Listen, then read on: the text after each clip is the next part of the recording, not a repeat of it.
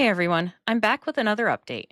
In this episode, I'll cover the Russia Ukraine conflict, immigration related news, the Health and Human Services Department, the Department of Justice, the Epstein Files, and sedition accusations. Of course, I'll end with the noteworthy tidbits.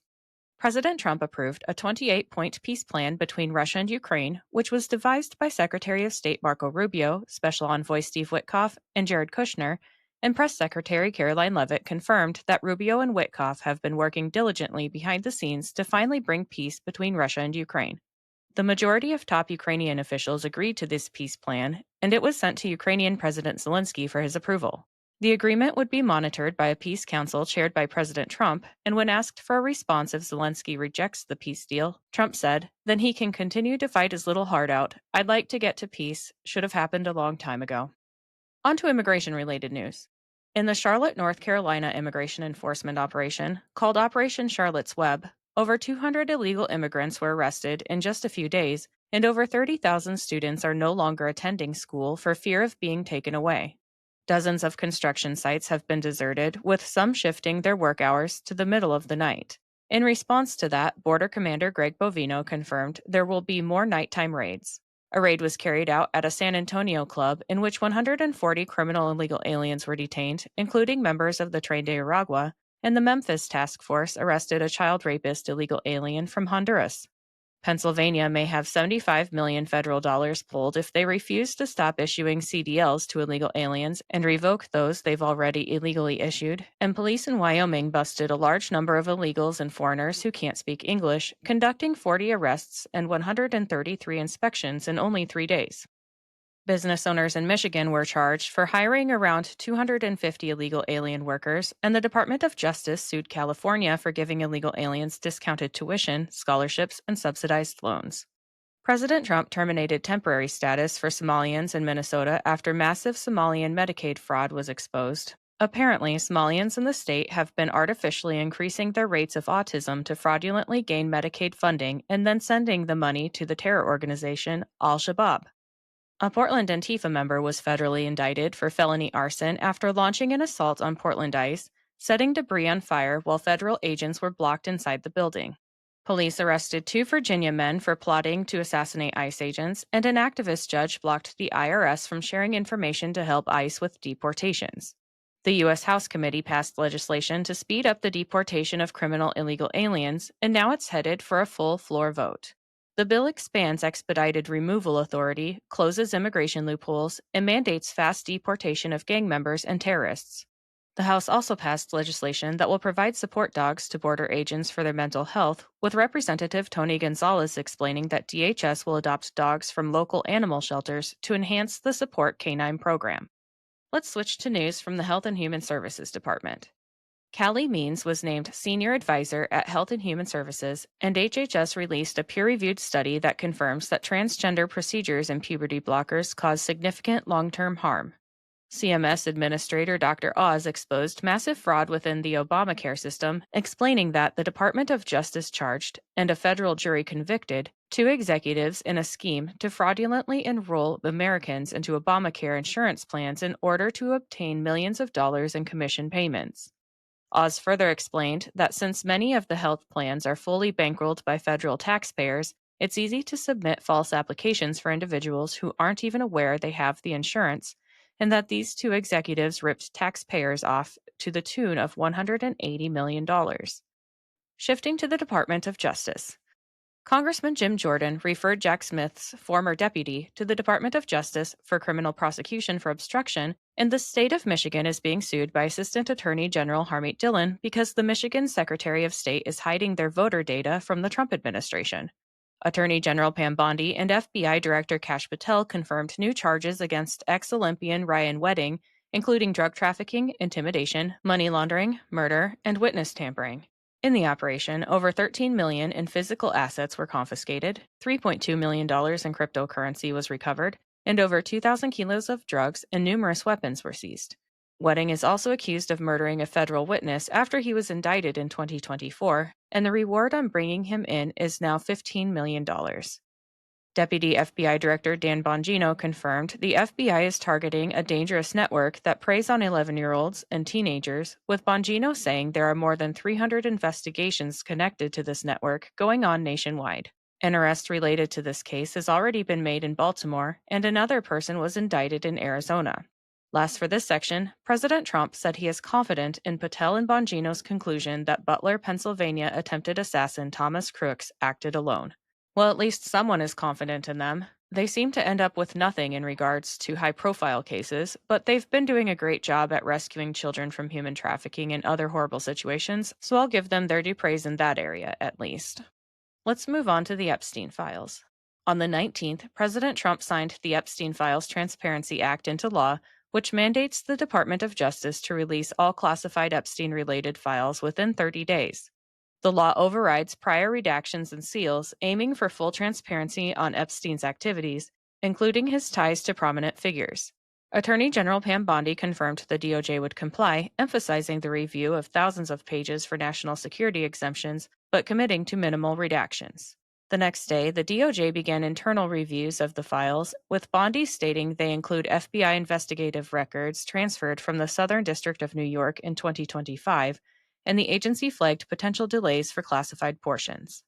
SDNY U.S. Attorney Jay Clayton's team continued probing Epstein's ties to figures like Bill Clinton, Larry Summers, and Reid Hoffman using the new files. On the 21st, the DOJ filed a motion in the U.S. District Court in the Southern District of Florida to unseal the 2005 to 2007 grand jury transcripts from Epstein's original plea deal, directly citing the new Transparency Act. This could reveal details as to why Epstein received a lenient sentence. The House failed to censure Stacey Plaskett for colluding with Epstein to harm Trump, and after Trump ordered the DOJ investigation into Larry Summers' relations with Epstein, Summers resigned from the board of OpenAI and stepped back from his activities at Harvard. Switching to sedition accusations. The sedition controversy stemmed from a video released by 6 Democrats, all veterans of the military or intelligence community, urging U.S. service members and national security personnel to refuse illegal orders amid concerns over the Trump administration's recent military actions, including naval strikes on suspected drug trafficking vessels off Venezuela and Colombia. Trump framed this as an attempt to incite mutiny, calling it seditious behavior, punishable by death, and demanding arrests. Legal experts, however, unanimously dismissed the claims as baseless, noting the video merely restated longstanding U.S. military law, which requires troops to disobey clearly unlawful orders. No formal charges have been filed, but the rhetoric has escalated tensions, leading to death threats against the lawmakers and bipartisan calls for de-escalation. Democrats defended the video as routine civic education, with Representative Alyssa Slotkin, who was in the video, admitting she is unaware of any illegal orders from President Trump. Trump posted a series of Truth Social rants, reposting the video and accusing the group of seditious behavior from traitors, and escalated by writing seditious behavior punishable by death, invoking historical precedents like the 1798 Sedition Act, which was later ruled unconstitutional, and Revolutionary War executions. Fact-checkers clarified that sedition requires conspiracy to overthrow the government by force, far from the video's content. No civilian sedition charge exists without violence. Maximum penalty for seditious conspiracy is 20 years. The White House later clarified Trump meant serious trouble, not literal execution, which I think was obvious to most of us. Representative Crow reported very disturbing death threats, prompting Capitol Police complaints from the 6 lawmakers. Democrats filed formal complaints with the U.S. Capitol Police and Secret Service, viewing Trump's posts as incitement. Experts expect this entire situation to fizzle out over the holidays. Now it's time for the noteworthy tidbits, which are brought to you today by Zevo Life. Let me tell you about them quick. Looking for a game-changing way to improve your health? Zevo Life is the world's most nutrient-dense whole plant, packed with over 50% plant protein, essential amino acids, fiber, and antioxidants. Harnessing the best nature has to offer, Zevo Life nourishes your body while driving your performance, vitality, and overall well-being. Each serving is a concentrated source of clean, well-balanced nutrition designed to support modern lifestyles, and just 1 teaspoon a day supports your gut, boosts energy, and promotes healthier skin and hair. It's no wonder that it's receiving rave 5-star reviews. Step into a healthier future with a 30% discount and a 30-day risk-free guarantee by visiting zivo.life and using my promo code. To support my show and to receive 30% off your entire order, enter in my promo code JADE, that's JADE, at checkout. All right, let's get back to the tidbits. The U.S. trade deficit has plummeted to a year low of $59.6 billion. Chicago residents are pleading for President Trump to send in federal agents to crack down on crime after another violent weekend, with around 300 youths rioting, 6 people shot, and police officers attacked and badly injured. One of the shooting victims died, and another was left in critical condition.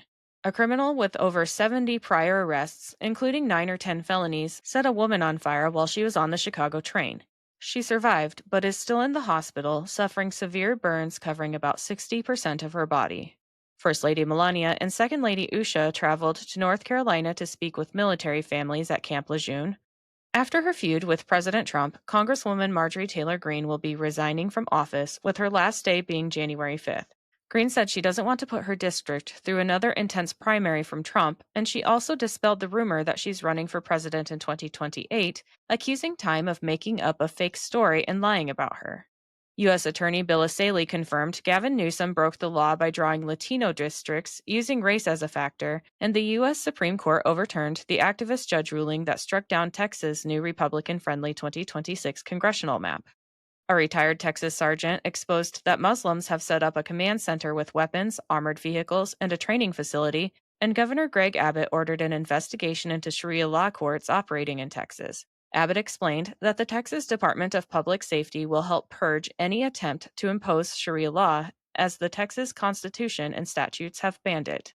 HUD Secretary Scott Turner is working on making housing more affordable by deregulating housing construction, and he recently explained that when building a multifamily housing project, 40% of the cost of that is in regulation, and with a single-family project, about 20 to 25% of the cost is in regulation. FCC Chair Brendan Carr launched an investigation into the BBC for deceptively editing President Trump's January 6th speech to find out if NPR and PBS aired the same edited video, and the FCC banned California from giving federal dollars to illegal aliens by hiding Social Security numbers under an FCC-governed program. According to Punchbowl, congressional Republicans banned Congressman Dan Crenshaw from international travel for 3 months after what's being called an alcohol-related episode during a delegation trip in Mexico. The U.S. House passed legislation that reinstates cash bail and bans local judges from letting violent criminals loose after being arrested in Washington, D.C., and in other D.C. news, an activist judge halted President Trump's National Guard deployment to keep Washington, D.C. safe. The U.S. House voted unanimously to repeal the law that allows GOP senators to sue the government and receive $500,000 each for being spied on by Jack Smith and the Biden administration. A federal grand jury indicted Florida Congresswoman Sheila Sheriff-Phyllis McCormick for stealing $5 million in FEMA funds and making illegal campaign contributions, and Congressman Greg Staub filed a privileged resolution to expel her. Clarence Thomas became the 5th longest-serving U.S. Supreme Court justice in American history on November 20th, with 34 years and 28 days of service so far. Congressman Don Bacon is working with Democrats to make it more difficult to censure members of Congress by requiring 60% of the vote rather than a simple majority.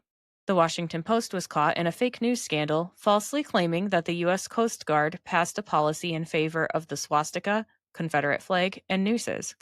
President Trump is pushing to open California and Florida federal waters for offshore oil drilling. Senator Joni Ernst revealed that over $500 million in SNAP benefits have been spent on fast food across multiple states, and a bill has now been filed in the Senate to ban SNAP dollars from being spent on fast food. President Trump met with freed Israeli hostages and gave them presidential challenge coins. Zohran Mamdani, the new mayor of New York City, visited President Trump where they discussed immigration enforcement operations in the city. Border Czar Tom Homan confirmed that ICE will continue to operate in New York City, but as for deploying the National Guard, Trump said he'd do so only if Mamdani requests it. President Trump visited Andrews Air Force Base on Saturday to check on renovations and improvements. The Department of Homeland Security is putting $1 billion into TSA airport security screening technology. Lastly, President Trump announced he will pull all U.S. taxpayer dollars from Nigeria due to the genocide of Christians occurring there. That's all I have for today. I'll be back with another update soon. Until then, please like, subscribe, and share this podcast, and follow me on Instagram and X at Shades of Jade Pod. Thank you for listening and have a great day.